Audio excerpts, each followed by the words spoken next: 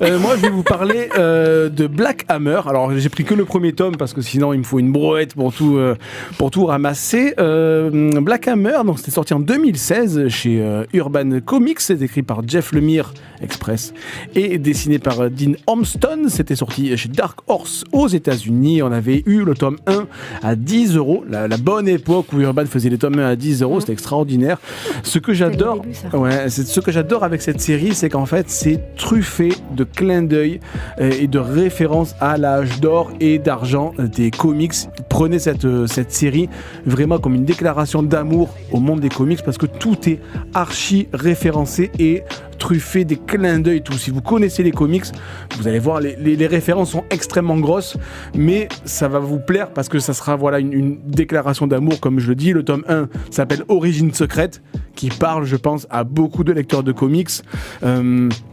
Qu'est-ce qu'on a encore ? Oui, alors du coup, c'est une équipe de super-héros. Quand on prend le tome 1, l'équipe est dans une dimension parallèle. On ne sait pas trop ce qui se passe. Et en fait, ils ont combattu l'anti-dieu, qui fait référence évidemment à l'anti-monitor.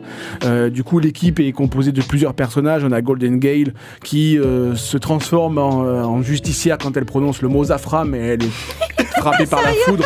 Donc c'est vraiment... Ça rappelle quelqu'un. On a le Barbalien qui est un martien métamorphe.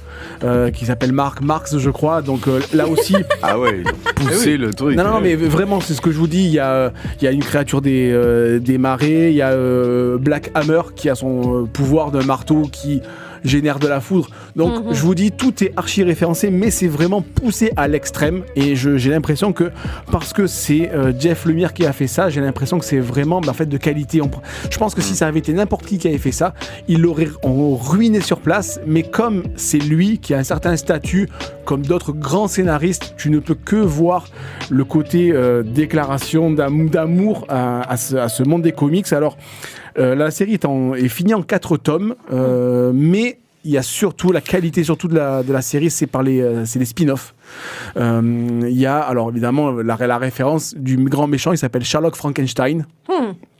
Voilà, mais tout est extrêmement bien fait. Il y a Dr Star et le lendemain des royaumes perdus, qui est là aussi une déclaration d'amour à Green Lantern et dont la fin me fait pleurer à chaque fois, chaudes larmes. Et il y a Skull Digger. C'est peut-être sensible. Il y a un cœur qui va d'ailleurs.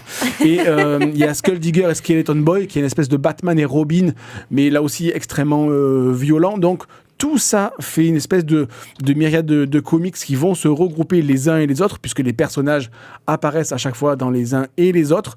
Et il y a encore quelques spin-offs qui sont en attente, qui ne sont pas encore publiés en France. Ça, je le tiens d'Urban parce qu'il y a un projet d'adaptation série